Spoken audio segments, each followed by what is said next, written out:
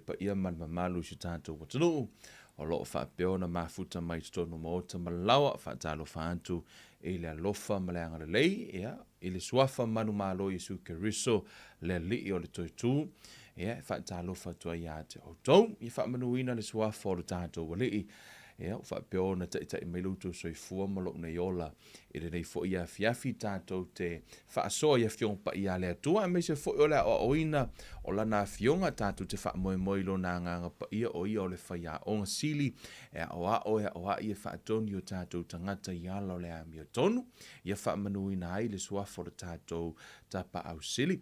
Whai lewa e maua mai wa tātou prokalame, share tātou prokalame i petitango fo i attack, ia se suafo se isi e te masani ai, nisi o lo ainga, share i lungo le messenger, ia po lungo private group, mo mori te fo i nganga whaaftai, mo i lātou lo whaapeona, lātou lango ina le tātou prokalame, e ala fo i le share ina, comments, nisi fo i wa message mai, ia e whaamaru sia fo i la taia ngā luenga o le, so e la fiong pa ia le atua, mene e se le matango fie, to te lol me mo elo ori. E tupuro ori lo whaalongo iau ia o tau tau tinonga i se swinga wa whai e le atua i o tau o langa, ma le mea wa whai e le atua, that's the only reward o leo te mo e au ia. Amene. A tono nai whaamanu ia ina oe ma ua o ina oe le upo le atua, ma o se mea ua e maua, le ale uminga e loko e kere o malama kuspa ia. Fia ni tausanga o e alu te sa ilia te le o maua. Amene. Ai whaafitai le nganga o le atua, nisi o tau, wa mai nisi o tau tinonga, wa lewa no tau lo lotu, to te le i malama ia fiongpa ia le atua, le alaivi ia le atua o whaafitai, au te whaafitai tau tinonga, wa whaao o mai e nisi o i la tau, e te role upo Ioane fa mai le ise me pito isi no matango fia na ilo whaalongo i lau whanau e sa vari la mi o tonu. O ta utinonga le whanau a Ioane, na o ia Ioane, na tupu le oli. E ma manga o fo Ioane e whailanga ia ngā ruenga o lungo whakakalo mo ka ngaka. Amen. E pe o inana wha malusia Ioane, wha pe na fo i la apostolo ia Paulo. Na o le tala i le wha atua fo mai Paulo wa fia i le tala lai o atu. E wha malusia o ia i ta utinonga. Amene, e le o se vi ingo se tangata, ai ono lea, ole vi ingo lea tua, ongo le kakeiloa, e le o in vain pe le o, fo, e kake le o ku ia le ea, e pe fo le lo lai tate ngalue, ai pe ole oli fo le ataita, lo ta wha alongo inisio tau tinonga au mai o mai wa wha malolo ina e le atua, ono wa wha tua, ola, wa kupu kele aloko wha kua kakisa ili le wha mahaongi o le atua. Amene, o nisi sa whaapeo na ula mai nupia, wale o te ula mai nupia, o nisi ele itoe o i le lotu, lau o toe fo i le lotu, nisi o tau tinonga, o nisi wa fuli tua mai le whaatua, o toe whaafowina, e se tasi o tau tinonga neiva yaso, se tasi o au na fo i, sa whaapeo na fuli tua, ele itoe aru ese mani ngā ruenga le atua, au a vea toe whaalongolongo le upo le atua, io la sale na tenei, ia sa toe whaauina ilo na tofi whaafaila o lau toe fo i tonu vi ia le ali. Amen. So, whaafetai e lai le atua ila na upu whaafetai toi mo ila tau ma la tau tinonga. Ia a mahe a tātou prokalame a fe o yese me o whai e le atua ilo o langa to tonu o lo a inga. E ala le tātou Bible study. Amen. Ia nei tangora i e message mai, kaki fia whai kau fo, i mwai ngai koki whaalongo ai a kakala i e whai aku. Ai kaki fia whai kau fo i mea o whai e le tui o tau o langa mo tu soifua. O le mea e matango fia, ese uma o nisi e mai tutono o le ekalesia mamona, o nisi o le katoliko e whakasa, o nisi fo i o le auso ma le aso fitu, i to o tele, so o se ekalesia so statonunga. Mea nei au ngā tātou pai postati, ia, ngā eke whai kau o ila kuspa ia, amen. Hallelujah, tātou ese mai ngā luenga mamate, mea iang kalangoa i leo saha, a whainga misia le whi au leo saha, hei, halue mai moa le, tātou prokalame o leo saha, na ila lo atu, na e tala noa i foi. I ngā luenga ese, awani o tātou tu i le ea, awani o tātou ngā lulue, a tātou atu ngā le langi le ise tauhi. Amen. Te o tātou wato mea lei umai tātou te whaia. Ai leo i eise tau i e whamari tāla le tuspa ia. Tātou atu ina le tusina. Halleluja. Riri a makaraka ko pai postati. Whamai, o le mea lea i nā tātou tu ua ia o mata upu mua ke riso a ia tātou wha o atu i wha atoatoanga aua le toi tu uina i lalo le wha vai o le salamo i ngā ruenga e o ti ai. Ngā ruenga mamate po ngā ruenga e le eise winga. Amen. A ia wha apeo tātou whaia ngā ruenga o a ngā ruenga mamate. O ngā ruenga mamate, o ngā ruenga le leia te whaia e le o iaise oli po o iai e ala mafuona e whaia ona o laua whai wha te ingo wa mafuana e alu le lotu ono le aso sā pe o oio tangata o le au whai pese. E te le o to e alu ono so wanganga fia tāpuai ai mafuana e alu ono o oio tangata o le au whai pese. Pe mafuana e alu o oio le ke kaka ia po le ala fo le tofinga na iai oi po o oio le ki a kongo ia pe mafuafuionga e alu ono o oio skoe inga wa lewa i ko kongo le tantanunga. E mafuafuina e whaia mea whapea ia langa o hao ai makua i ko kongo le kalesia ka kaunga sili eku se mea whai o ngā ai makua. You know, e alana whai, it's all about you, it's not about God. Right? Ai ole nau lai foi mai ai i o tātou whaia ma le loto fia o ngā luenga mamate la au ole whaia le compulsory ia whaia ono from joy for mai ole ma losi lea. Amen. Mea umai tātou whaia i lea tua whai mai le loto whai mai ua talia e lea tua ia a pelu malana taulanga ai wa ia le talia ina kaino malana taulanga. E mua va aile le tua i le tangata. Ma le loto le tangata. Fato ava aile o le tua le mea luatu ma le tangata. Amen. Po le a lava le te leo le me te ave i le tua. Ai a fai e le o a. E le o sa o le loto pe mafuana e fai ono o laua fai fa atasi. Me le ala i ono o le. Me le ala i ono o le agree. Pe o te le au wai. I le mea lea o le ta o le numera. O se saonga se talitonunga. O te le o fai atu e se se. Ai i no i la uwa ai. O na ile teimi fo i le whate ta inga. Whapea. Whai merka ko ka i koru afe ma ka whale. Right? A whai ele o yeise oli. A whai ele oli mar fia. Ola, se laupa sene. Why? Because everyone is like joyful. Ai le ma whaina e fosia oli le skangaka. Mene na e tā uai, a whai wa whai whapena, e aona ona whamanatu i tangata, hei, whamanatu i eile, cheerful kiwa, le loto fia. You know, it's nothing wrong with the number, ma vangala nei, a ia whamanatu i nei o tātou tangata, whai mai le oli ma le loto mali, a fia ia, why not? Amen. E le lope adwa kwa le manga o kodu afe manga e whai le lima afe. Why? Koso lai tumu loto le oli.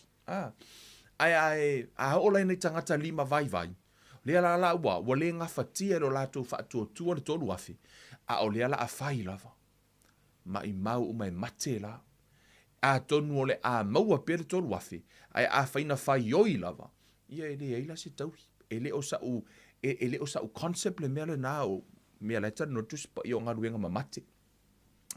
O ngā luenga le lei e whai ona o le compulsory po le mea fo le wa tatau wana whai.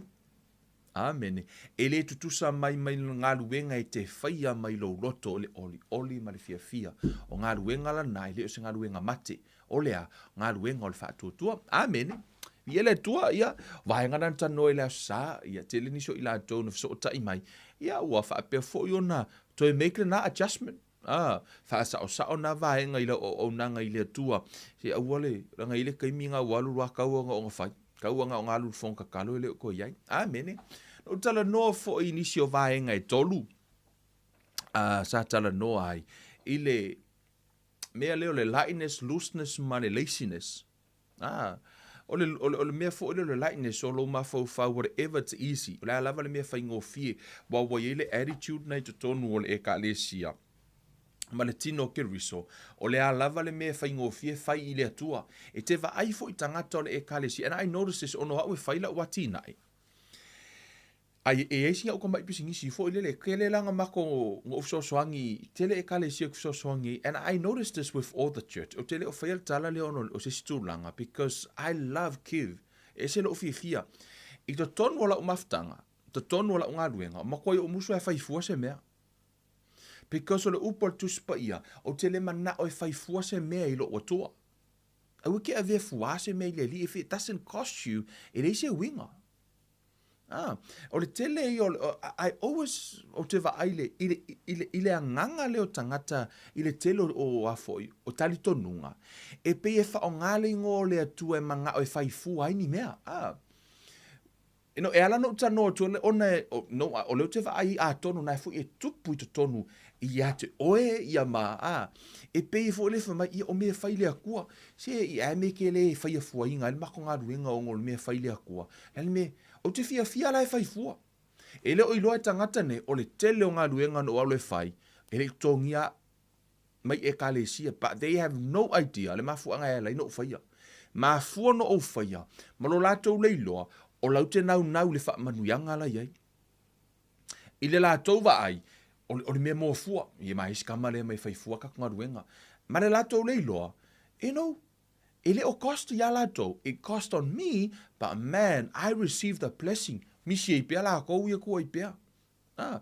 Le winga la lautala, ona I le mea lea fo I le I totonu o tal tonunga, e le to inga mea na e pe mana o e whai fua se mea, e le mana o e costi a lātou, if it's cheap, a tau ngō fie wa whai, e whakau mani mea ngai kau ngō fie, se whai mani mea ngā, se o le alava le mea wei o le ngā, e pe whapena le attitude o tangata I totonu I mea le atua. E o fo I sauninga le atua, e pe o lo to I se wha mamafa tangata, e whai o laila atu te whaia I le atua. E I le te mina latu I tā vita e wha atau, mwere whanua e ave I whai le taunanga I le atua, e lua koe whamarika la ukamanga I akavika, a waku fua le whangua. A whamaika avika le a waku le kupe, o ke le ave fuase mea I lo atua. Amene. Ke loa ao o nginga e whakaua inga le atua, e ke le ave fuase mea I le atua. Fai se me costi a te oi. Right? Mea nai whameritala tu spa ia tu ina atu lo tino. Ai se ono lo tino oe ona. E cost la oe pea ave I le atua. Amene. Hallelujah. So, mea leo le lightness, tama whai when it comes to God, au te mawhau ni mea whai ngō fie ni mea, whai se mea ieiso na value, whai me lo roto. Okai whakaua le atua. Amen. Ese lai vai me le atua I lo loto la te whai ai se mea. It doesn't matter pe lai kiki. O kere o whai ako kere whai se me kere, no. Pe lai kiki le me ke whai ai loma. Pe o le fufulunga o te unga o le whalisa a e alu e whai mo lo loto a toi loma le atua. Pe la iki a keu ke unga inga I lo iska ngaka ke le mea. Ai a whai o le mea wa e whai ai lo atua me lo loto. Fia I le atua. Pe ofo I sau kupe ke foa, I awhi ke foa I lo loko fia I lumo le atua. Ka uia le atua. Amen. God is so full of love. Amen. E mana o le atua. E ia o lo ta maa faaleagaga. E le si aso nga. I noticed with him fo ilele. E ilana langa granddaughter. O aso la, o langa granddaughter. E ila po se akanga kango le la fo ilonga langa granddaughter tusi fo ile lo ia ma sa kango la kusi fo ile le ata le. O le sia songa e kango keu fa le ata le na tusi ile na granddaughter. E va ingile aka ile o se aka fancy fo ile. O mo le aka ka mikiki fo ile la kango kusi. O ke unga lenga keu ere. Ma ko I fa ka ai fo.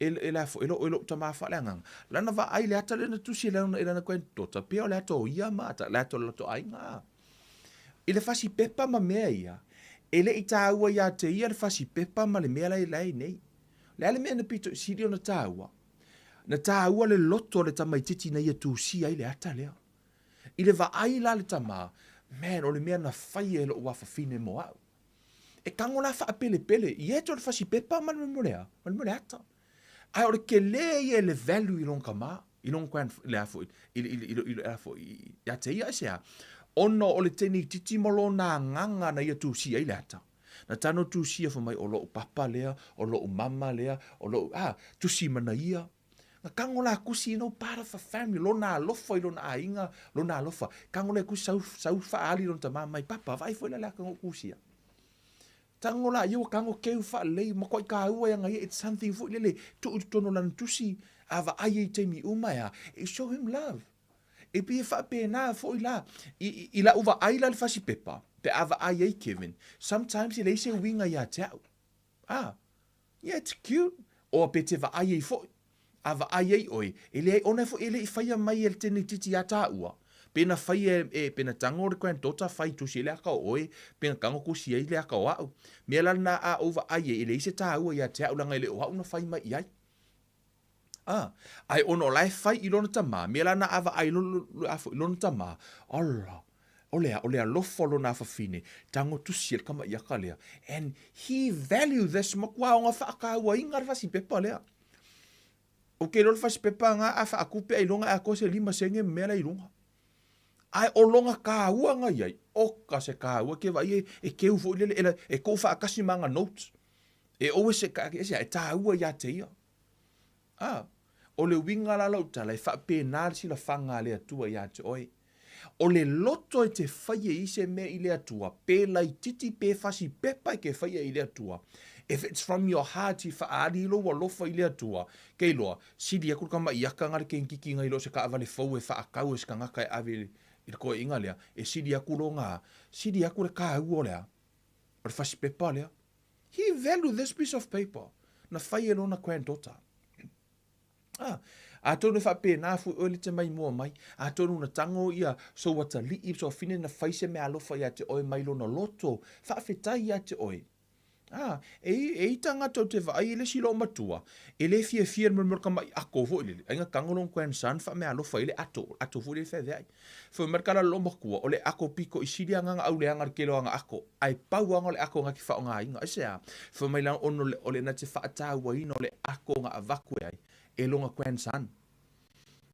Ole ako la ngā loma kua e kele ako manga ngai a loma kua.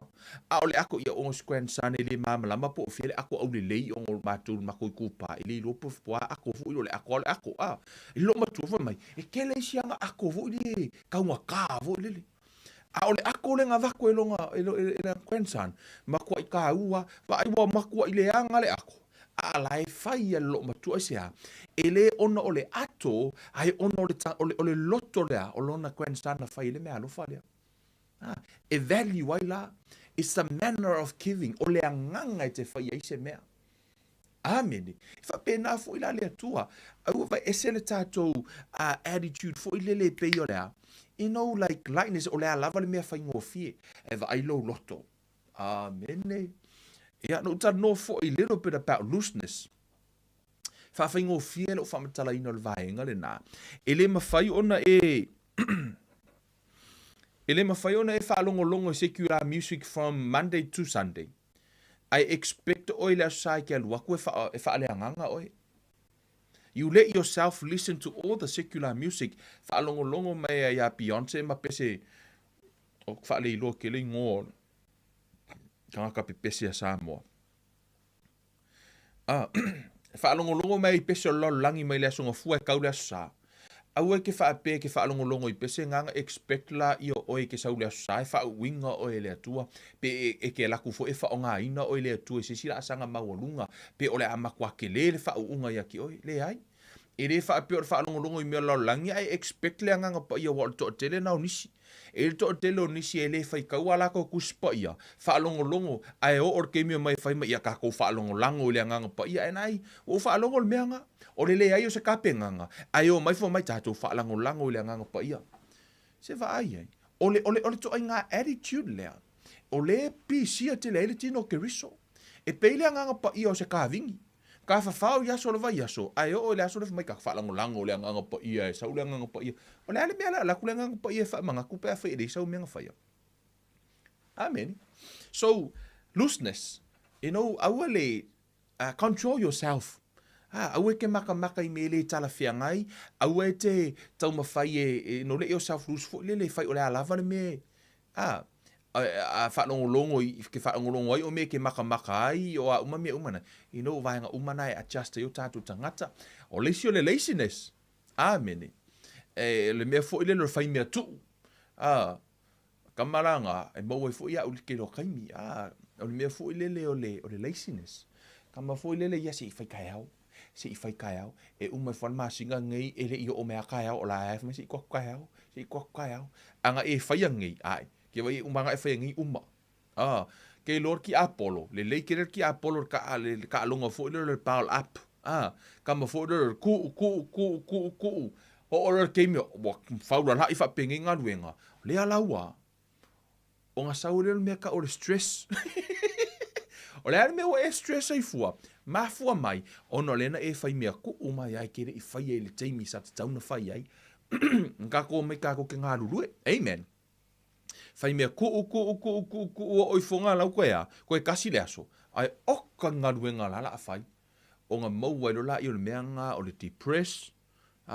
O mai lo la ia kuso wa e o le ainga o la whai o ia suppress, depress, oppress, o ia mala oppression. O le ala wa mau ai ai se a. Ona e te le i you too lazy. Tatu whai mea tuu. Ia male maoni fo i whaingo ngā ruenga le atua. Amen. Ono le pa ye, ia o vahenga na. Hallelujah. Awa o ina umai tātou. Hallelujah. You guys all right? O lele ia makaraka ko pai postaria le wo. Hallelujah. Amen. Hallelujah. O nei fiafi. Fia tala noa ile.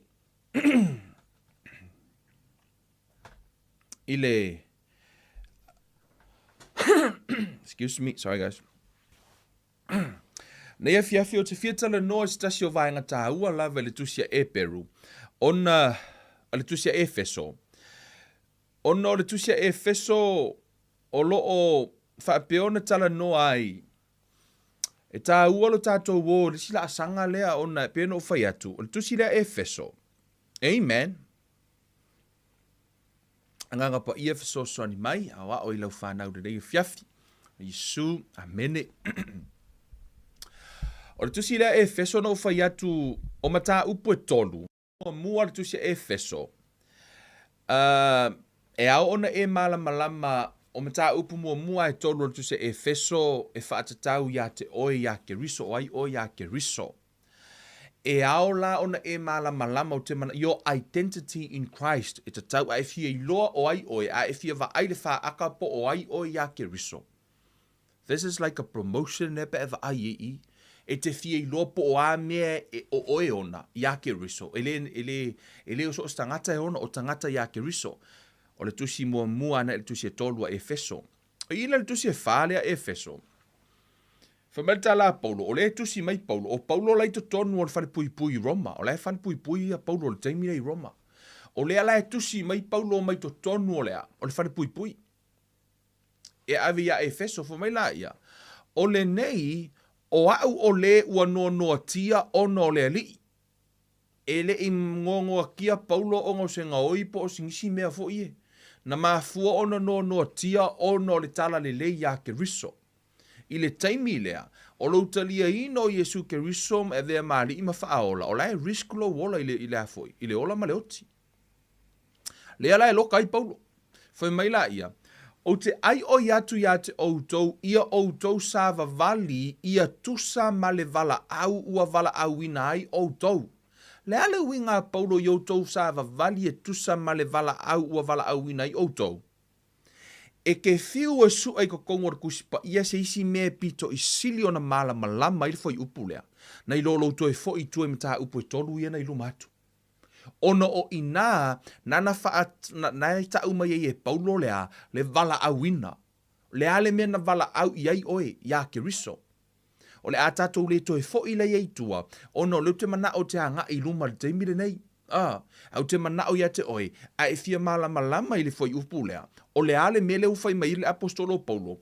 O o le watala noa lo le apostolo Paulo. Ono o lou vala awina ma le mea na tofia ma le mea wa avatu e le atua ia te oe luma i tusi e tolu ia nei luma.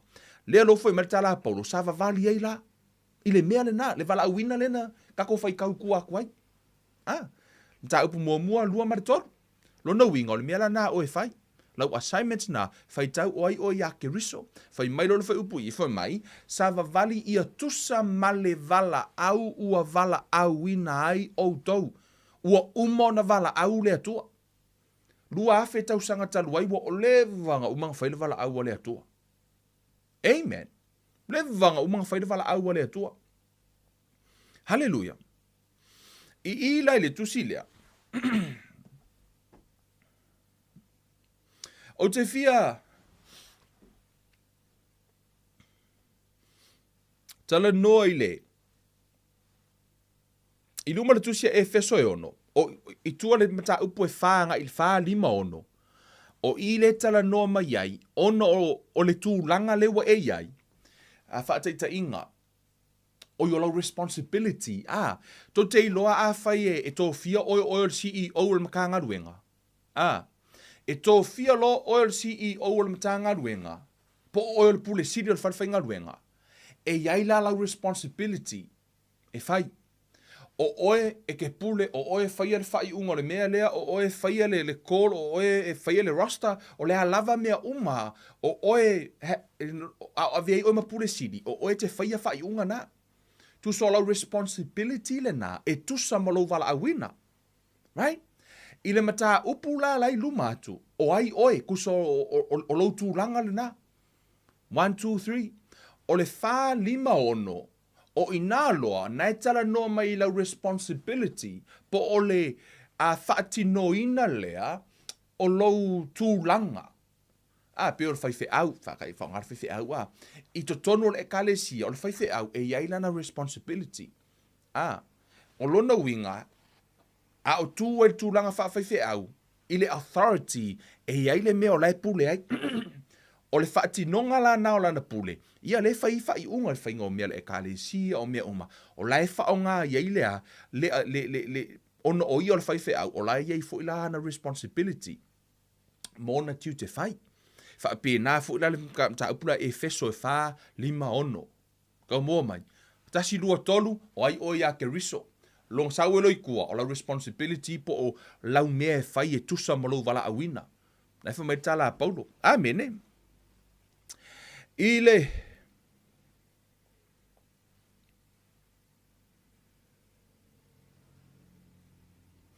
I luma le tusi a kore il mata upu e ono. O i le tala noa mai le apostolo Paulo. Sau mai a ina le tusi le apostolo Paulo, sau o malo il mata upu e ono. Le la tatu tala noa ai. A mata mai le, kako kalangoa mai I langa lela vea mai I le fasimele I le loto malie. Fai upe 5. Fai mai, o outou polonga, ia outou whaalongo yo outou wa lii la le tino ma le matau ma le ngatete I le wha mahoni o outou loto, ta ua le loto e peisea I ua whaalongo ya ke riso.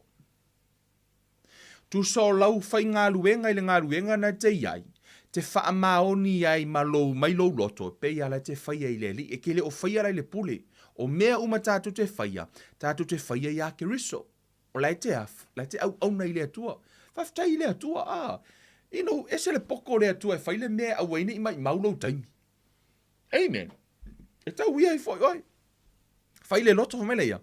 Au ana I whatanga au na, pei o e whaafie I tangata, a ia whaapei o au na ke riso, o e whai le fina ngalo le atua ma le loto. Amen. So se tangata e whai le se mei le atua, ale ai se loto, e mai mau, mea ngai kalangore kuspa ia, kusia isai e ngai whai mai nga o kou nguku wala kalaka mai o kou loko wa mamao ia. Aleluia. Ok, loa a or kei me sau, ose a ngeru pa a kei more whai si ki anga vo ilele. Anga wha a pea sau le si ki anga nga o vahengo le tino le tangata e sau si ki anga ave. Ok, loa o kuru ngale langi nga o nguku a me kau ngale langi nga o nguku a sao le langi. O nga foi nga o nguku a vivi, a o vahenga umar kingo ele mau. Pe anga wha a pea whai si ki anga, nga o vahengo le kingo e ave. Mangue o kuru ngalangi, wa fiula kua oka le mau nguku nga o lau nguku a mea lai kau ile kua mai sori. O lau nguku whai lipstick o lau. O nga foi nga o lau nguku a vi ile sa. E whai a koi fo ia, whai ma aka. Alele, wha mena ia. Au ana I whatanga au na, pei o e fia I tangata. A ia wha pei o au na ke riso. Whaafewhea na e au na ke riso. Pei o au na ke riso. Whai mai, o e whaile fina ngalo le atua ma le loto. O au na ke riso, la tau te whaile fina ngalo le atua mai le loto. Loto iai. A e whailo wata lii, ale furu ipu. E le kei me alu lo waka lii lai ko mumu. e le o loto ai. E mawhaina e usita ai te le o loto ai, e te le mawara le wha manuianga, o le upar tu spa ia, the willing and obedience will eat the good of the land. Foi mai o le usitai ma le ngā wai, e le mawhai ona e maua le manui o le atua, se ilonga e o whaakasi le lua lea, o lo walu e whai le fina ngalo o le atua, ma lo loto i ai. E le keimi ke whai isan, ale fulu ipu, ngalo leo lo wakari, ke wha alongo kua, la e, ko mumu me mai e vai ngā wa, ko kele la vai ngā, ai e leo mai fulu ipu ma, fulu a leo ipu, amen, ma ko mumu, le ai ma se sia. Ea, e le malia la, e sea, o la e usita. Ai le o iai le loto. E le maua la, o le upar tuspa ia. The willing and obedience will eat the good of the land. O le usitai, mane ngā wa, iai le loto. Amene. A tonu e le appreciating e tangata oi. Tue mana o le alava le me te whai e le atua. Whai mai lo loto atoa. Amene. A konge le ese o laku acknowledge o i lau mea ngai whain wha mai woi. Oi ngā whai. Ke rore ka ua i o lau pātinga play le kong le ka le sia. Ke rore le sia songa. Whai ko anga i le ainga lo. La fo le ainga lo ko lua. Le lau whai ko anga i le ainga lo ko lua. O a ula sa ki pia sa fisia pakeka. Fisi pakeka. Fo le whai sa laki. Umalanga fisi pakeka. O a un ki pia mo mea uma o angiangi. Fai uma mea uma wa uia fisiama ka kia fo lele ma kipi. Ya lua kulo sio ko lua fail sa laki. Ya fail sa pasui. Ya fail kali. Fai me inga kipi. Ho olor ke mi mo fail ko anga. Ole mea la o kaulo ma fo la songa. O fa longo bo mai le ainga ai fo lele usol ma ko ainga o kuangangi. O fa nga o kuangangi. Fa ngale ai ya vuru kau sami vuru fa. Woi. Ma nga ye sa laki. O inga fail sa laki. Whalongo kunga mai, ka uringo lo ko lua. O whalongo, wei, maa ngai lo sapa sui, o inga whaere sapa sui, ka uringo lo ko lua. O whalongo kunga. Sore, ele ei ma se se o whesiri po, o inga whesia pa keka. Whakwai, o a unga whesia pa keka.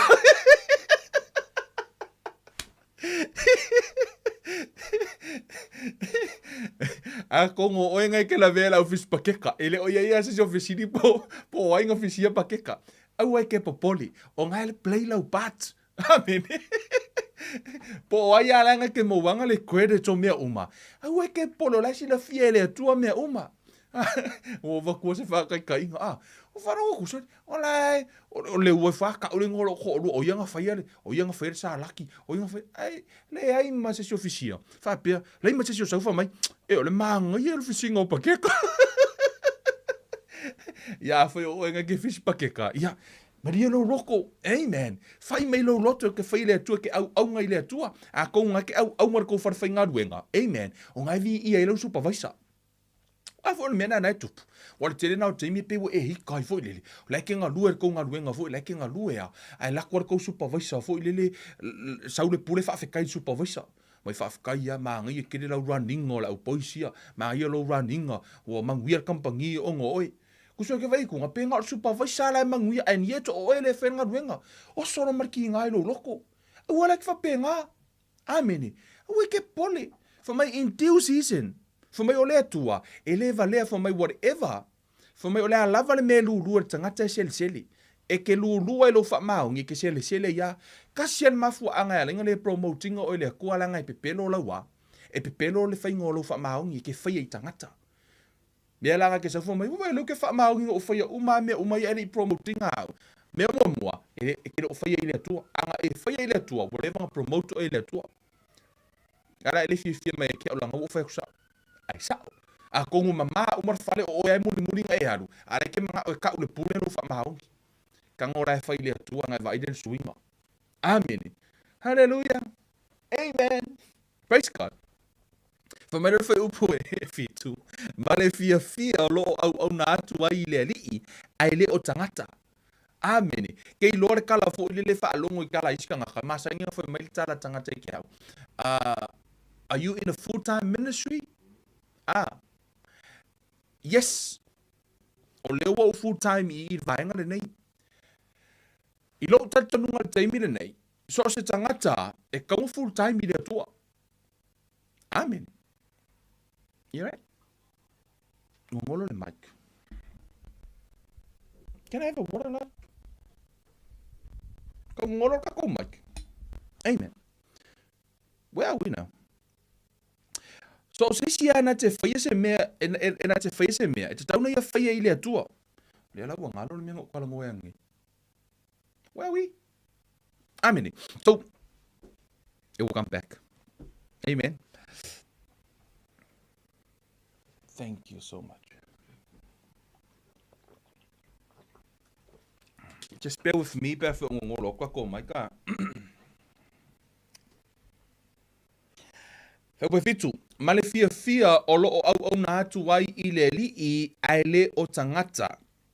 Amene. O mea umalawe te whaia li, oh yeah.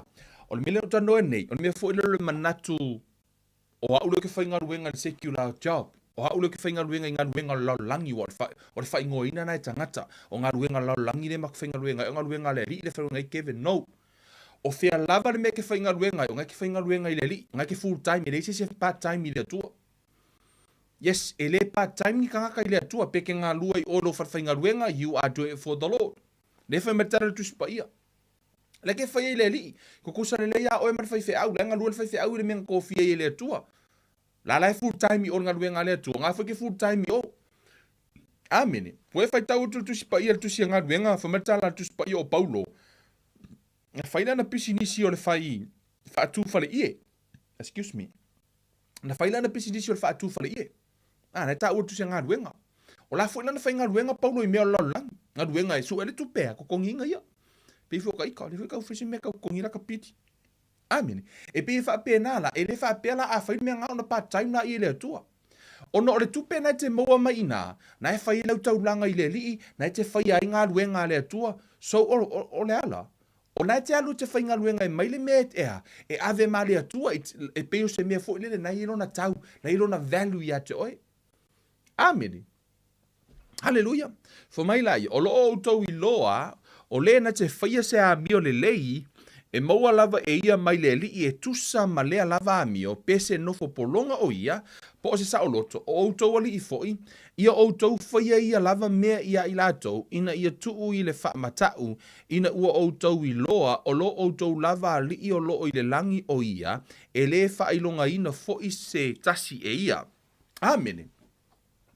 Kou kei lo le maanga ia I o le kalangoa le kuspa ia. Ona e to atele tangata e o mai jump sa o al mata upu e ono lea e feso tala noa le taua faaleagaga. E le mawhai ona e sau e tau le taua faaleagaga, ma e malo le taua faaleagaga, ai te le o whaasa o sa o ina vahenga na ilunga atu. Mele nai ala ino toi fo I tua e tala noa I vahenga nei, ona e le mawhai ona e alu e tau le taua, e whai kau I luma aku ma lunga kua kusi le karangoa mai fo I mo o runga lii, o whanau whaalongo I autou mātua. E mua lava so se au tau lava, e mua lava whaatūlanga le au tau, ai re I o e kau le kaua. Whaakūlanga le au kau whapengā fo I la I, o lea lava e mua whaakūlanga mai le ainga, whaakūlanga mai ko kongo ngā luenga, whaakūlanga mai oe ina ia sa o lau tū I le teimi ea, I le teimi o e sauni e tū e tau le taua. Right? Ona e toa telefo inisi, e o mai lo fai tau le tusi le e feso e ono ole ofutau faaleagaga mai kako o e kau le kaua, o le mea lea le inga e fiu e kau e ke whaia inga. Ono lea, ono ole we sau tau le taua, ai te le o wha maongi lau ngā ruenga. Wha whenga e maa lo le kaua e ke le o wha maongi ko le ginga lai whai. Ongo I ngā ea, e fua mai e ngā le mangu maa lo o e le kaua. Amene. Mea le nai te whaitau o le atua. He's a God of order. La lava e whaatūlanga mai le atua. A just oi I le mea lea. Mea lea le no mana o ia te oi whai kauar kusi e feso whaasolo mai. O ai oi a ke riso o lau responsibility ma lau tūlanga ma le whaatino ino o lau tūlanga. E o mai lai I a o a vei oi matangata ia ke riso. Amen. O e sa haungi la ke alu e kaure kaua. Amen. A whai o e stangata whainga ruenga. O e sa haungi. Amen. Wha mai le mta upule ono. O usoi, tana lea Paulo. O le toi upule nei ia outou loto te tele I le alii, ma le malosi o lona mana. Mea mua, au e ke loko kele o ia, o a on mo kwa kele o loko ngā ruenga lea kua. Mea ngā ka o le wha amahorunga. Mea ngā ka o le fiasili. Mea ngā ka o le pride. O lo mangaku ifo, o hau e ke lelo ulo koe le li. It seems o lo malosi le ke whai ai. O hau nga, ia wa ai ei, wha vai vai umais ka ngaka le kalesi, a lau ke halua. E vai ngei, o alu lua whakis ka ngaka anga, o hau lau ke kūr kongo. Ko koe o hau ka ngaka kuai o le kalesi, a lai koe kemi ngei, mea ngaka o wha maulunga. Ia, pikire koe maka mele ka pokala, me anga uka ua ki au.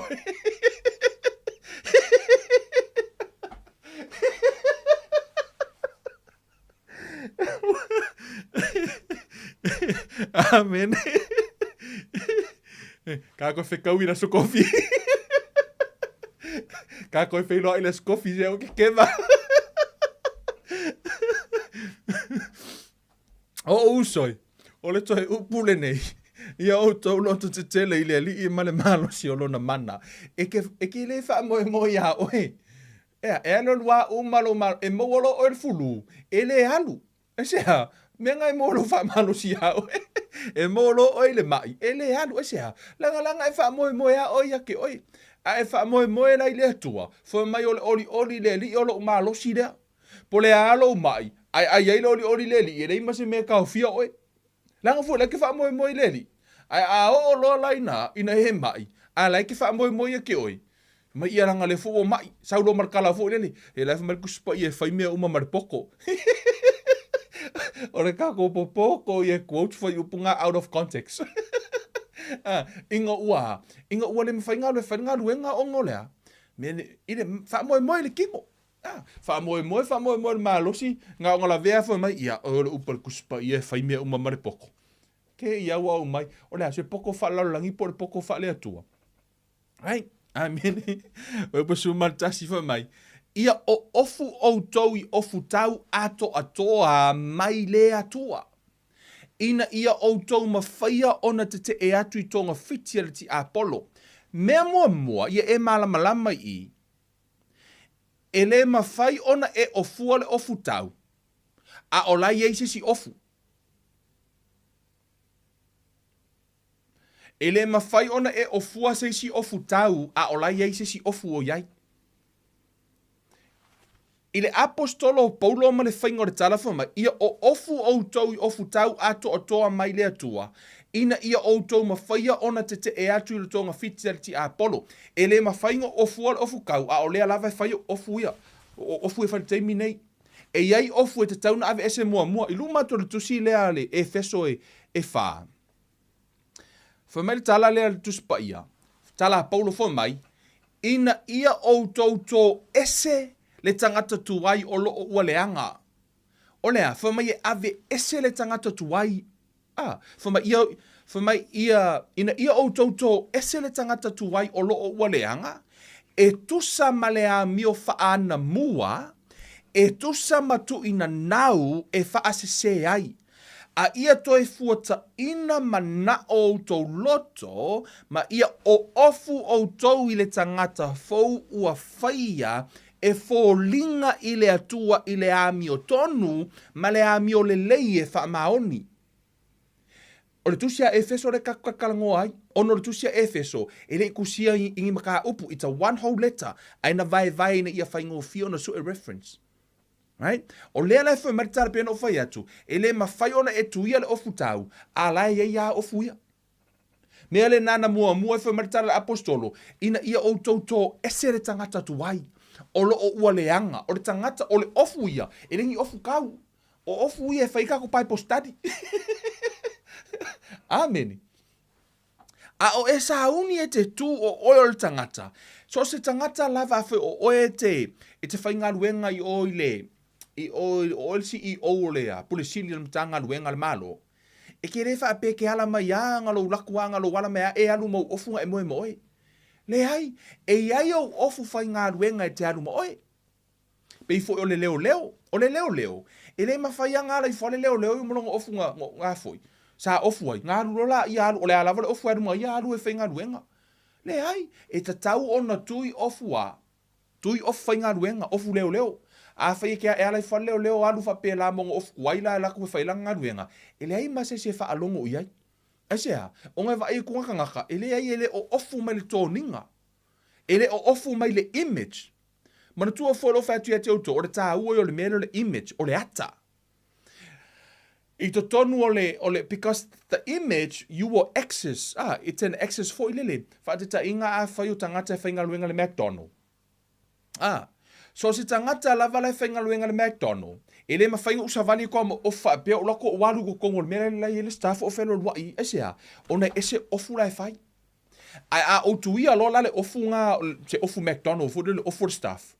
Po le ala o ke lako o whelelo wa I konga mo o lako waru ko konga o sea.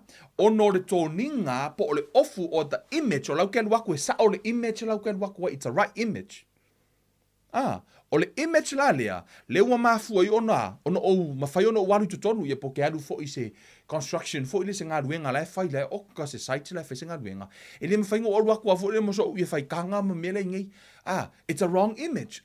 O luaku mo ofu fo le whai lo pu lo o lau vesto me umalama. Ke lako o waru ko kongu. It's a right image. O le ata sa o le nau te alu ai.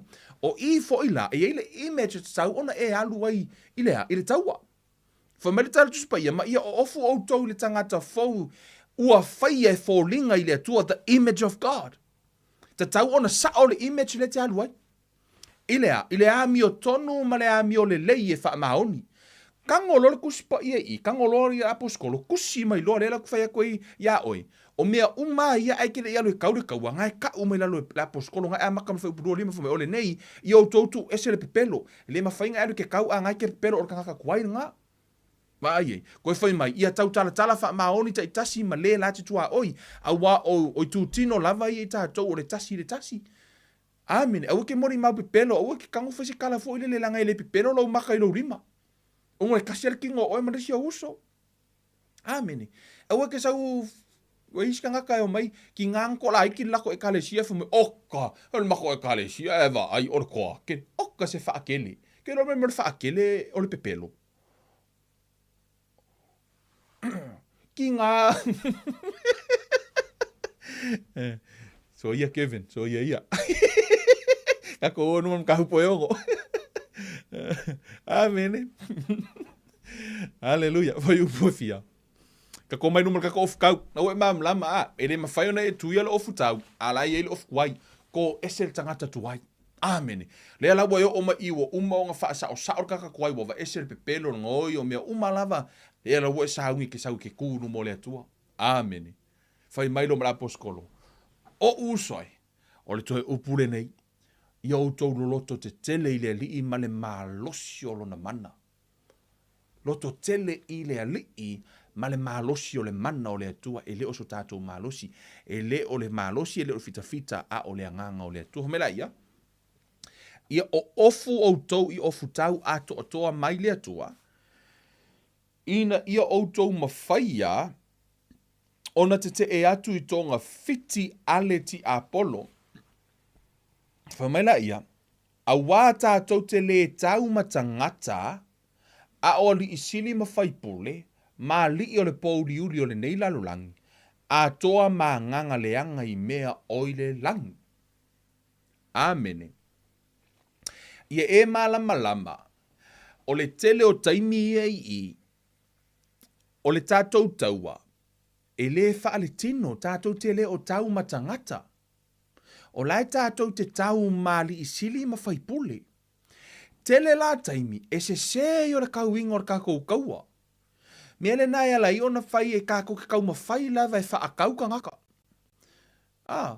O le kele o ka ngaka nge la ke kau ma whai e wha akau ka ngaka ma wha asa o sao ka ngaka. Ke whiu e wha asa o sao ka ngaka e o mai ati pi oa. A e tauina la le tau I le tino o ngola ke wha asanga kau ka ngaka. E ke re malo, mau ki ngoa ke whaia inga, mai le I fwese winga ngā kaua. A e tau wina la le tau wai lea nganga, le te tau mali I siri ma whai pule o le vā nimo. Amene. O nāla e sa o le tau e te manu malo, man kua fo I pēkeru. Mali o le kalanga ia pēkeru, man kua fo o te mina rena fesili e tua I Yesu, le ase upo ka ngaka o aia. A wha mai ka malo pēkeru. Mai o kala rau so. Mai o mai isi o oio Elia, o isi o oio Yohangi. Lai ka o me whapinga we. Ai koe whai aku lo ma pekelu. Wha mai lo markala pekelu. O ia Yesu ia pekelu. Ala ras kou kala. Oi la. Ai wha mai kala pekelu. O oio le keriso. Le alo le atua soifua. Foi mai lo makana le atua. Amen. Ma iwi ia le atua. O ngai le whaalia ku sikangaka ia o le akua nga whaalia kia ki oi. Ele i whaalia ku sikangata te o le atua. Pei la o inga. O le ala wa pewa. Langa ili mea ngaka o le spiritual pride. Amen. O inga o mea o le akua vaenga nga.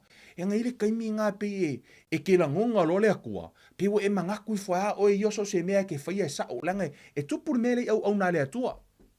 Amen. No ke karangoa ku experience e tupu ia te au sa kupu. E leo koe kupu. Karo sia auangi koe kupu. O le mea fo i lele ua e la ngona se mei le atua. Wa wha maua lunga i laulo. To wha peanga wa unga o le akua e karangoa mai e kia ufo. The spiritual pride. Le sa tupu ia pe telu i. Kusa wa mi mikara ka malo pe kelu fo i le. Ma kuona. Whako umanga wha e Yesu iei. Vi ia le atua. Nga ke le i whaari au skangaka ia ki oi. O le tamawa ia whaari au kia ki oi. Praise God. Vi ia le atua. Kusala. O pe wa mi mikara ka malo pe kelu. Whapepe kelu. Ua ula ngonga mai le akua. Kama ua. Hau pelo wheka. Wa o whaia Yesu o ia o le keriso. Kasi lau mea sao. Pe o whape ngā kau au ala o kama o pe kelu.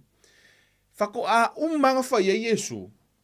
Ai sau lo Yesu lalo i whanga i whamerkala Yesu. Wa tala noa Yesu langa au so. Wa whai iai. Whangore mea. O whamakala i whameu. Whamakala iai. O ia la maliu. O lea la umaliu. Whamakala i longa maliu. Mar koe ku. Mar sau wa inga o ia. Lea rai whaalongo. Or ka malo o pekelu. Se vai meo lele. Mele ka o le pride. Leo whaalongo longo. Or ka malo o pekelu. E ser kala ngoa Yesu. Lawa kusa renga whaka umangenga whaima Yesu yanga ia. O ia wa whaalongo mai lea kua. Pekeru, I'm the man. Wa whaalongo mai peifo o Jesus.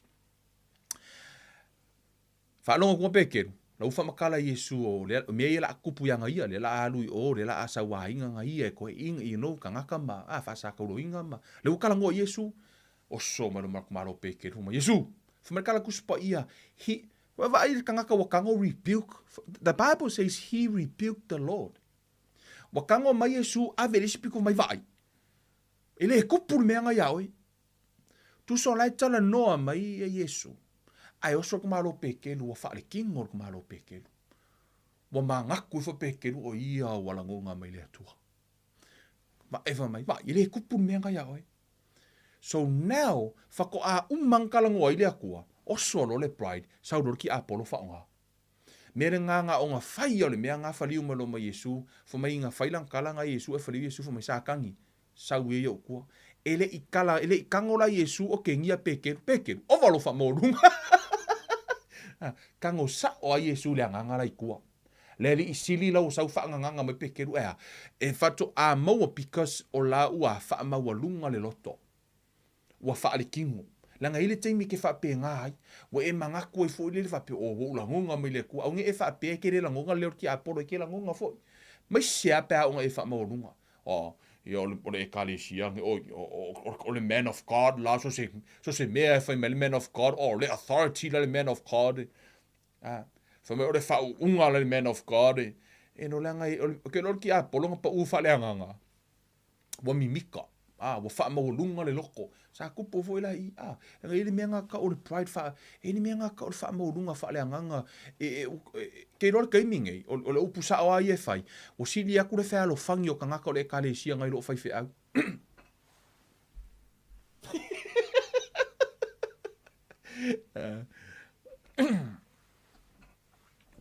Hallelujah o manga kui fa le si e sili langa la unga ile sili langa kalo ile amen so swani mai le tu ya tatou. Amen. Hallelujah. Hallelujah. Where are we now? Famel tala al fai suma lua. A wata to tele tau matangata a o ali isili ma fai pule ma li o le pauli uri o le nei lalo langi. A toa ma nganga le hanga i mea o le langi. Amen. Famel e o le fai upulea.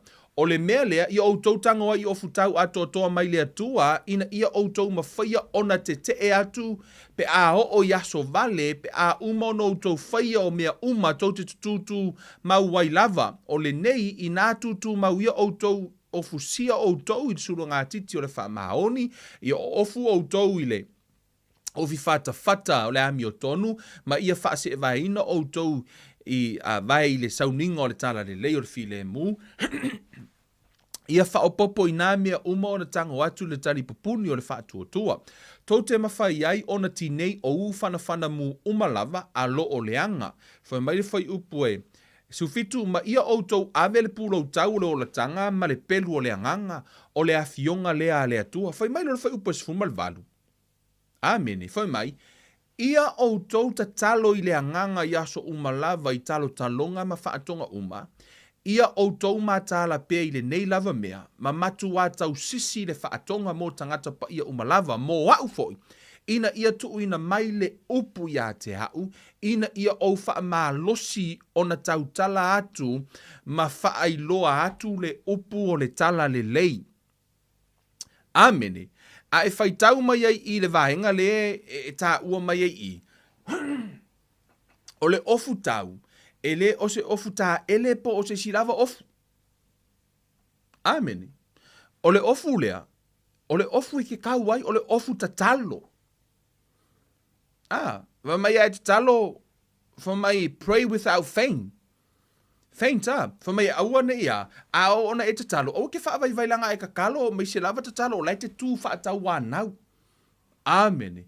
Ona ia ile tau o lai tau ina wha le anganga. O lo wole. Amene. E le whaapeo e kau whaakauanga winga le akua se ikali mai le atua, no.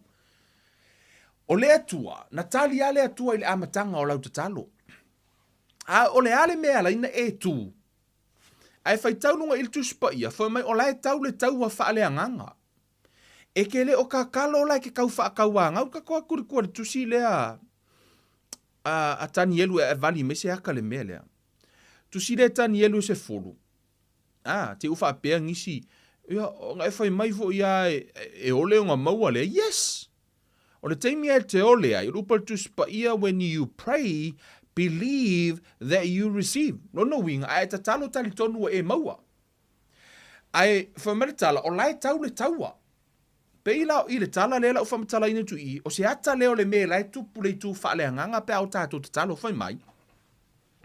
Tu si le atani elu ina ua ana pongi tani elu whai mai, o na po ia, o a ua tani elu sa o whaanoa noa ai I vai aso sa atoatoa e tolu. E le ai se mea le leina u ai, e le ai foi se a ano manu po o se waina na o ilo ngutu, na o le u ai lava, ua o ina mawai atu vai aso sa e tolu. O le tala noa ia tani elu I, whai mai na ana pongi le tolu vai aso. Amene. Tolu vai aso ana pongi tani elu. E o mai whai upa se fulu. Whai mai te whai upa se fulu. Whaauta foi, ua pai mai a te au le lima, ma whaato o tuli a te au yo utuli vai, mo ua lofi lima. Whai mai la ia, ona ia whaapea mai lea I a te au. Tani e lue, o le tangata ua lofa teleina, ia e ma fau I upu o te whai atua I a te oe, ma ia e tu I lunga, a wā ua auina mai nei au I a te oe, ua uma ona whetalaia mai I a te au o nei upu, ona outu wai lea ua ounga tete. Whaimari whai usuma lua, ona whaapea mai ai lea o ia I a te au tani e lue, aua le fefe, a wā talu le lua I aso na e sauni ai lo loto e mawhau ma whaatinga ina oe e oe I lumo lo atua, sa whaafofonga ina au upu ua au sau foi ono o au upu. Whai mai le tala le angelu le na sau, whai mai tani elu, mai le aso mua lava na e whaamaua lalo ai ma e te talo. O au upu na whaalongo ia le atua le teimina I au upu. O le teimi ana whaalongo ai, na maua I lava le tali le teimi le na. Na o sau roa la le kaiminga le aso mua, nga o nga whaalongo ai le atua, sau roa le angelu mai le kati. Whai mai la ia, e lua se furu tasi aso, o le aso mua, o le aso leu whai mai, leu kaungu mai ei. O le aso mua, lenga kakalo ai. A o le lua se furu kasi aso kalunga sau le angelu, and yet o le atua nga kali le aso mua. Right? Le ale mea lai tupu. Whai mai la whai pusu martonu. A o lea lii o le mālo o Peresia, na ia te ia te au I po e lua fulu ma le tasi, whaauta foi, o me ka eli o so le awali I sili ia, na ia maliu mai e feso soani mai ia te au, na tu ua foi au I lea mea whaatasi matupu o Peresia. Ole nei, wa usau e whailoa atu ia te oe mea e tu tupu I lo nuu I ona po amuli, a wae tuai po ole, a wae tuai ona po ole whaalinga. O le whaamatala I ele a ngelu le na sau. Whai mai, tani elu no usau, le aso mua mua. A e lua se furu kasi aso, o lai ke ele le a foi, le li I malosi lea po le a ngelu le anga le whaingo ino le malo, le a ngelu le anga le malo Peresia. O le ruler, principality of the air. E iai le tupo Peresia I le lalolangi, e iai fo le tupo Peresia I lea, I le spiritual realm, o laenga lue I tu o lea, o le tupu leanga lea. O lala I ele tangata I le tino, a o le anganga lai kua o le tupu lea. Me ngai ke vai mo o kupu I e sa uar kuspa ia, pe o Hitler. O Hitler, sanga lue I kua le anganga o le ki Apollo. Ele inga lue I kua le anganga o le atua. Le ke leo le pule ma mea, o le anganga le anga sanga lue I tua. Foi mai tala tu spa ia a o le ali o le malo Peresia na ia te ia te au I po e lua furu ma le tasi fa auta foi o me ka eli o sole au li sili ia na ia maliu mai e feso so ani mai ia te au na tu ua foi ia u le mea fa atasi matupo Peresia o le fai mai e lua furu kasi aso o ke ele a o le ke ele ia le li sili lea pule ali o vangi mungi mo le ke ele a ngeru la sa markati. Foi mai la ia, a o me ka eli, o le isi eli isili, le nga sau fesoa soangi mai a ke au. O ia nga saua, le o sau kau lor kaua, ai sau longa ia. Amene, sau longa ia, le o maua la vangoa pe o me fo le laku lesi sau rola o kama pingi markakanga, ai maua lo moro wa vangoa ki sau wailo. Le ala e fa makala le angelu le mea lai kupu, I le spiritual realm, I le teimi la te talo oi. So, I luma le tusi lea, o le fisili mua mua, o ai lea li isili lea, o Peresia, atu le tusi Efeso. Amene. Efeso lo namta upu elua, whameritara le tusi pa ia.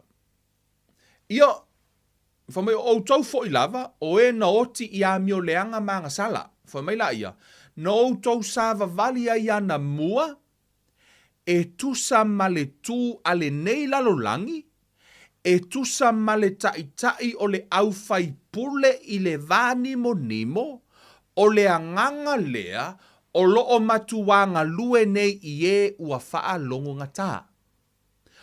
O le toa tele o tangata le usta tai ma faa longo ngata, o lai ai le anganga lenga lue I tua, o ai, o le anganga le fai mai o le fai pulu o le vani monimo, le ali o Peresia le ta uana nei le tusia tani elu. Mea le ngā kakalo mō kou whāngau, auanga I le anganga lea. Kakalo o le mea ngai whaalong kakai ka meki, o lauanga lua I le anganga le I kua. Kakalo e au ke kauma whai sasa ka meki ke whiu e sasa, e whewheu ai kakalo ai. Amene. E ola I foi le tama I titinga ngai whasia, e sa wow, you know, he's a violent, se se le mea lai te whai ai. O le upa tu spa ia o a o tama e tu samona ala ma tu ai le to te e se ai lava. Fo mai o le ua tu ulana sasa. Wa le alofa o yelo natali. E se le to o tele. Wa la to sasa ta maiti ono le mea se ai le sasa ono le angasala. So se teimi angasala se tamaititi o le teimi le na life matali tu spa ia tauna sasa. O ngai le anu skanga kai se ori ongo sea. O se pa ua si pukofi. E ala nga alu kam ki se ori ongo wanga oi pe pelo. O le mistake and sin, two different things. Ese le mea se se, ese le mea ta o le angasala. Tele la mātua o sasala tau whanau I le mea se se. I le pa ua le kofe penga ka punga, pe wheko ai kam kiki ma se mea kangi, laku lolo makua whaakua, ia masonga whaidol kam kiki. That's abuse. Mea le nā ta o le abuse, la ua e sasara kam kiki le mea re kaunga sasai. Ai a ho ngenga pepero kam kiki mai o le kiu tolo wakali. A laku lau kama fasi le si kam kiki le a onga wha, o lau kama e marosi. O lawa e tango encourage le angasala. A o lawa e kango sasa I le mese le fale. Tu e wha sa o loa la. Sasa le tamaititi le angasala. ia iloa le tamaititi o le agasala le mea se o le pepelo o le mea leaga o le gaoi o le mea leaga ae apa'u le kamakiki ia malia lou loko akae le kivi o saʻia lou loko right o saʻia lou loko ua le mea gae lailoga fefe le kamakiki so o se kaimi ala e fai le kamakiki se agasala pe fai le kamakiki se mea sesē ua pepelo le kamakiki Asia, langa lor kamakiki apa ule ipu sasa olo kinga lala ua fefe kamakiki ua fefe le mese se ai le o fefe se ang sala a lu e faila ang sala oh avai me lo kinga ke le o kenge le kai ya i ka lo kinga ya ke ula fa pero kinga wa o ke avi fa pero kinga o le le yo la kama se langa la encourage long kinga mo kama e le si lo makuanga a fungo le mea o langa kama sa fainga luenga fo ile le alu e atoa sei o le alu ku i fale fo ie o la ku le se songa ai sa mimika mai ke fa mai vai la kama nga alu fainga luenga ai vai ku so ko nga se os mane me nga la ku fiu vale we pokki ala kama ia ka ki ko inga ko ia sau fa ku nga wa le vai o fa ku si lo makua le ai se ki nga piko si dinga fa vale pe o me lo long lai fa makala misi no makua molonga fa apia ai ke mimika ku lankal fa ku malia o makua kele tina ai ese le nga o inga ke faila ukam amen ouch o haila le nganga le foi meritala tu spaia o le nganga le o lai le vani monimo o lo nga lue nei ie fa alongo ngata amen o lo nga lue nei ie fa alongo ngata so ole tatalo la le tano el tusia Efeso. Pei ole mea lai kupu kuar kusia kangiet. O lai te ofu le ofutau. O lai ke kue ke kakalo e ke le o kakalo lai ke fi ngau i le atua. Le atua foa i mai foa mi no. O laua e tali tonua e maua. A ole mea le te whaia i foa mai. A wata ato te le tau matangata o li sili ma fai pule ma li o le pouri uri o le neila lulangi. A toa ma nganga leanga i mea o le langi mai lai. O le mea lea. Ia outou tango ai ofutau atoatoa mai le atua, ina ia outou mawhaia ona te e atu, pe a o i le aso vale, pe a uma ono outou whaia o mea uma, tau te tūtū ma wai.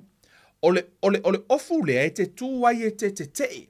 Therefore take up the whole armor of God, that you may be able to withstand in the evil day, and having done all, to stand.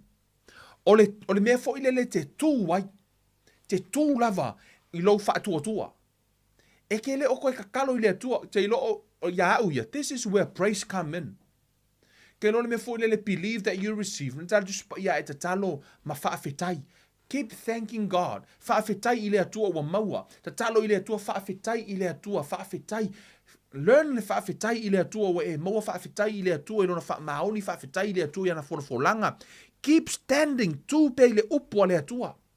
O le a lava le umi ke kua i se ku. Keep standing.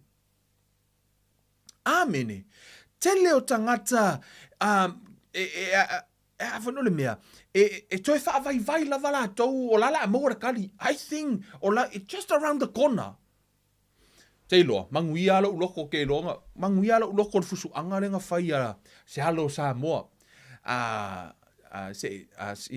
For stambo cheo petaya a cheo petaya manuia lo loto ko ke lo le kamera I learned something excuse me wa oina mai se mea pito isilio na ona ta u se le sona ya tau il fusu anganga uma ku ngai le nga fusu ai fusi le IPF stasio alo sa mo wa ya umia le fusi ile Ole mata upu ile tamur sanga longa afia. Ile kamur sanga longa lua. Lena le sanga wele au vaia. Oskamo o chei opitaya. Nga ngaula le au vai. Aina umale le fusuanga. Ke lola le memali sa ile ata no tango pui. Ina ua uma neila o aku roi kua mo kuala le o kama ikua e koe kalangoi kua fo ilele a. Ulala e ngofo maskamo te opitaya. I don't know if you watched the video. Sa vali me no mala ukama lenga la fusu. Da usa wanu fa fero ia te opitaya. Ole mali ela.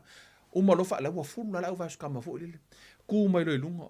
Ole ala u felo ai. Au fa longa kunga. Ole u fesidi le reporter. Ala u faile. Le fesidi ale reporter ila ukama lea. ngai fai e. Ngai e loa nga ngaule au vai o chei i le kamusanga longa lua. Ai wha mai, really? O le kaimi a ka ukuai. Mai, kusa, ia te ia, e na te le oi loa. So the point ilo te mana o ta utu ia te oi, awana i e ta ua i lo opponent, o naua ia, o ngai ke hurt. O le tele leo me le oi loa to tele o to tele Cristiano, e le oi loa ti a polo le mea nai tupu tonu ia te oi se ilonga te tautala. Se fulu lua ta mursanga, e le i ta ua lava e ai foi, e tei ilanga opponent, o ia laila vea. Lenga whako a i loa ino wa umale le afoi, fusuanga. Ana wha apea i loa ilanga opponent, e mauti noa lava, e le koe ku ia la ukamanga se simea, o lea whermera la akui, la a hita the same spot.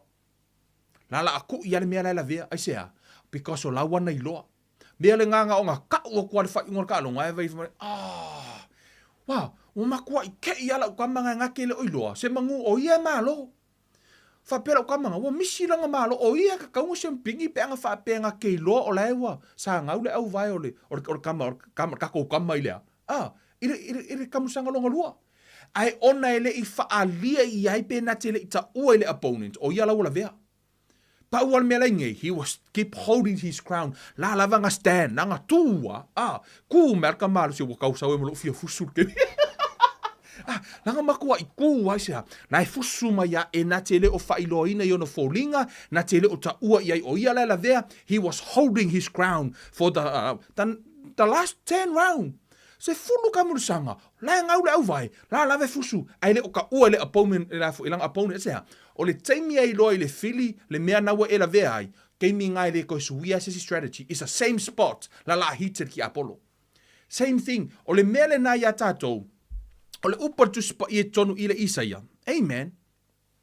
Aua, whameritara tuspa i e whamai, o a upenga uma e whaia e tauma oe e le manuia ia. Whamai Whaberitania, no weapon formed against you shall prosper. E le o whai mai le tuspa i e le ti ngā. Whamai e le manuia. O lona winga, e ti ngā ai le manuia. E mawhai ona e la vea i le ti Apollo i le teimi e so wha i oi ni mai maisi mea o lo tino, auanga i ea, ono le telo taimi, e te a, you give in. Telo taimi you give up lea, o laua e akui, kusa laua, o laua kongi lau solo. Ma ngai ai o le meanga, kama leo teilenga, lenga fusunge. Kamusanga longa lua, ngaule au vai, ai ngā kele ka ua i o, kei loa i o ilanga kona. Whamari tala lana whaia o ngā, whako a o ngā i loa lai ngaule au vai kamusanga sfukasi. Ngā kere ka ua foi, o le mele nā, tātou, au kako lawe vea, wa o leisi, ngā o ngā lawe ngā mea, hio le ngei mai, waka le mawhaia le ngei mea, kau kala ngai o le mawhaia, o lawa ka ua ki Apollo, wa le mawhaia. O la lola e whamaia, la ua hitter ki Apollo, the same spot, la hita o ki Apollo i ke mi uma isea, langa o laua wa whailoa ki Apollo, laua la vea. E ole si ke mi a o ngā kupu mea, si ue ke whangale angoi, ue kau kala, plealo wika leingi, ngofo pea auanga i lor ki Apollo lai ke hika. O ngore kaimea ke wha i lor ki Apollo lai ke hika, ke wa aila iei oi ole a sauar ki Apollo e wha akiringa, ngā sea, langa lala a saua hits the same spot. Aua lai ke wha i loa i lea, i le whiri fo mai o lo o iei le hika ia ke oi, lai sa ili mai se ngā kea. Ngā ke wha umki, o la lai sau ki Apollo a e hika loa, o le awa ngore le ianga ki Apollo la sau, mele tala tuspa, i listen le i wha mai. No weapon formed against you shall prosper, e le eise au penga e whaasanga tau ia te oe manuia. E le o whai mai e le ti ngā, a e le manuia. Ma ngā yore meleng mō mai. Anga whaalongolongo ki ngā ka mafusu lea, se mangu e le eise ori. E le eise kako fia o mo le alo sa mō malo. Pa o lea, he learned to stand, ngā kū ar ka malea, ngā kele ka uai o ia lau la vea. Fusu ar ka malo, umaka maka ke longa, umaka maka o whaalofa, wa inspire ule kala, o whaalongo vaksole. Ke rola kaimi ngā au ka ngoi kui le povi e pe. Inga o whangar wo inspire u fo lele. Ilo whaalongo fo lele. And it really helped me fo lele to stand your ground like a fight. Na ke ka o ke ka ua le ti a polo opponent o o ela wela vea. Amen. Just what? Halua o ia fusu, hold your ground. For my e, o le ofutau mwhaiona ona te te. Whalongo vaenga le for my. And every tongue which rises against you in judgment, you shall condemn. For my this is the heritage of the servants of the Lord, and their righteousness is from me. For my ole tauilea o auna Yehova. For me, i le tangata o le au auna i le atua, ma o le au auna i le atua. For mai, o a umalau whaiva umai fi na watu ia te oe, e wha amasino ina e te wha asala ina ia. O le point le tamana ta utu ia te oe. Whateta inga, a ona watu se fo mai whai atu ia te oe, o oe le lai oki. O le ka ngesanga ue ei oe, ua le o koe maua a fo, nawa ta ua tu e fo mai te oe, o oe le stage 4, ngala e maliu. O lea lau wa ta watu le lau whaiva leo wha o ngai ta watu le mea lai tupu lau watu e fi nau ma oi. Fo mele tala tuspa ia, e tango e wha masino, ma e wha asalaina, condemn. Whai ei, no, refuse. Amen. Lot of people, they agree. To a tele tangata, wala to agree, ai. I'm not saying to you to deny the fact. Yes, o laia, o laua tupu. Ai aua ne e agree ai, that's the end of it. Aua ne e give in, no, there's another 12 round na iai. Keep fighting, keep fighting. Amen. O swaka uka kou tia pare mea. Aua praise pe oi le ri, vivi pe oi le tua. Aua le luse le wha moe moe e ke malo. Amen. E ke malo, a e ku pe low ground. Ona, na te wha pea oi, ai ole ola faaleagaga e whai ngofie. No. Te lo taimi, au ke give in. Au fo ke give up le taimi a. Aya. Amen. Kau mo mani mele kau karango kuai. Fo mele le tala tusi lea e Peru, ale tusi lea Efeso. Ile tatalo. Amen. A o e kakalo. Mele tala tusi pa ia. Ole mele, i o tau tango i ofutau atoatoa mai lea tua. Ina i o tau mawhai ona te te e atu pe a o yaso vale. Pe a umono tau whaia mea umatou te tutu maua i lava. Stand. Ku pea oi. Amen. Kusa lava po a kala e wha masalo ke oe o kalama wha pe wale eise au ngā wale ko eise konfikinga o kangaka po le a lavangi mea. No, keep standing. Ku pea oi lo healing. Ku lo wha kua. Ku pea oi. You o lai ai loa. Lo manu malo. Amen. Aua ke ka ua ki Apollo. Ka ua i e leo se kau kala se wha kua lo wha mai ia wale ai foi se kupe se o mea ngei ngale sui launga ngana, tau tala i le manu malo, speak life. Amen. Speak life. Ai ale ai sa a fai kei loa o le death ngai lo faiva, auare tau tala ina. Ai sea, aua ke ka ua le ki Apollo o laua lena nga punch. Wa le kaimi ai moa le ki Apollo. E loa ki Apollo o lala a sau wahit. Ke loa le kaimi nga ka ua kore kala ngai lau kwa marenga fusuma tjei. Nga o nga ka ua kwa fa mai, ma kwa ifa, alu e watch le mea ma kwa ifa ngoa lau kwa manga because o ia sa ka kaunga maa lor fusu anga le pe anga fa pe anga ke loa o lai o la vea ia tjei lea. Mangu o le a hit le same spot. Ai onga nga ke le oiloa.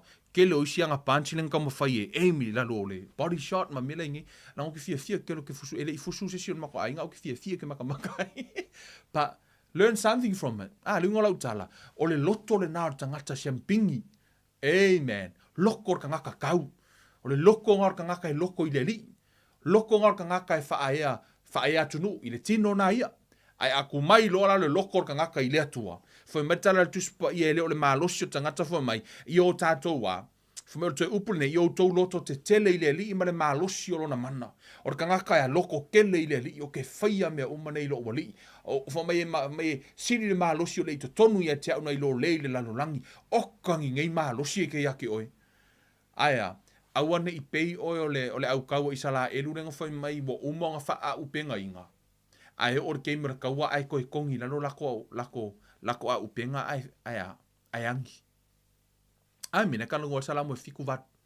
fa mai ua kele ka ngaka fa ngau isala elu wa umang ko lengi le kaua ai or ki mar kaua vai ku fili ai kongi le lo mea kau ai angi to tele ka ki usano fa penga oka maululunga o feo soi pe a ongi fa vi inga ai ko ilalo mela so fu e kau le so ko ngai ko o mai foi o ka se maululunga o lima fe punga vo ilele a o fo olele o ke kele o vi inga ai a o fo e ko ilalo mela so fu e kau le ko ngai pa now ke loa le la ola mangu malo me ale mande kau le ko ngai el waku mar sande ko malo mai ya le la onga sidin malo so le tonia o ke le ko fa inga ale ola malo amen o oil tangata te ma faia further le tua e fa atali le tau nuu mai fa pena fo ila o e tatalo ile tua ye e loa o le ile kaua fa le nganga le kau ye e kula kusalava po le ale fa ia so le anga ye kau mai lea sa worki a por because ele o aso umai manga ia so le anga kupea se e mo le tali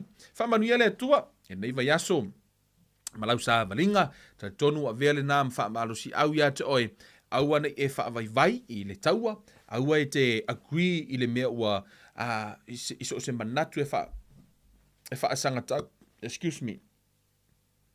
So se manatu lawa e wha asanga tau ia te oe, aua e te agree i ai. Amen. To e tasi ale, whai upule sifurmal badu, o i e ta aua te le ile loto, ke lolo loto, koe fo i ale tala loto lea. Whamai tala tuspa ia, o le loto le tangata na te atoatoa hailo na mai. A o le loto noa o ai se na te lava ono sai. For mai le upu whaperitania, the spirit of a man will sustain him in sickness. Te iloa a o ilo loko, se whai le loko. E wha le anganga la ukana i le wha le kingo. Whai lo loto. Au eke give up o le ale mai whai aku no. Refuse for mai ole loto le tangata e sustain him in sickness. O lo loto ko kere kangaka ngo i ko kongo o lako ka okonga. O ka okonga whai ngō fie. E oi pala ai fefe to tele no ona feoti. A o tangata na ngā makua i riska lako operation. Ai ngā o malo lako loko e koe foi mai. Lai fe o lai o mara gaming ei. Esea, a spirit of a man will sustain a man. Amen. Te le yo le me mawhai e loa nganga o nā, tau fia oi. Amen. Loa nganga, stand your ground. Amen. Wha manuia le tua ia te autou, e nei vai aso, i lo nā lofa, ma lo nā ngale lei. Tātou, Bible study na nea fiafi, ne tuol mātou tamavi ia la ua fio wha manatu i lau whanau fo i devi inga ia te oe. I o lātou i loa na tutu, tau le tau o le wha atuatua, tu le wha atuatua matari tonu ia te oe, o lo o e ngalue mai mea sili, mō mātou tangata, wha manuia oe ta mā i le sāvalinga lau whanau le reiwa yaso, i aile alofa maleanga le leo oe lo mātou atuatua ma watu le vi inga, i mea sidi wa e whaia ono suafa o Yesu Kiriso wa ole ma wala au tuai nei. Amene. Ia, o le tātou prokalame nā neiva yaso wha manuia tele le atua. Hey, can you do me a favor? One favor. Tasi ane mea lo kwhea koe ke oe whai moa. Share our program. Tango share tātou prokalame, ia pe tango e tax, heisi. I lungo o lau timeline, to tele niso i la tau ua wha malolo ina, ua wha manuia lea tua ono o tau, sa au tau share ina le prokalame, so, you know, ele o waru isau tupe, ele o costa i oe, pa telo teimi fo i lele, ia ele asio ka kou e a foi. O whaia a, ai sele tā au o le mea lea o lo wha lango, ia ma tātou, amen. Tātou ngā lue whaatasi, you know, o lau ngā ruenga, o tau ngā ruenga fo ina, tātou te tutu whaatasi, ina ia mawhai o na whaamalusia, ia to telo tātou, ia, i le mālo lea tua, whaamanuia lea tua i le neiva yaso, tau sa valinga tātou whailoa i le aso tofi, ia i la tau, ia o lo whaapena ngā lue, ia i le ngā ngole tōnea fiafia, ono Yesu, amen, I love you guys, tātou toi whailoa i soifua, mea manuia.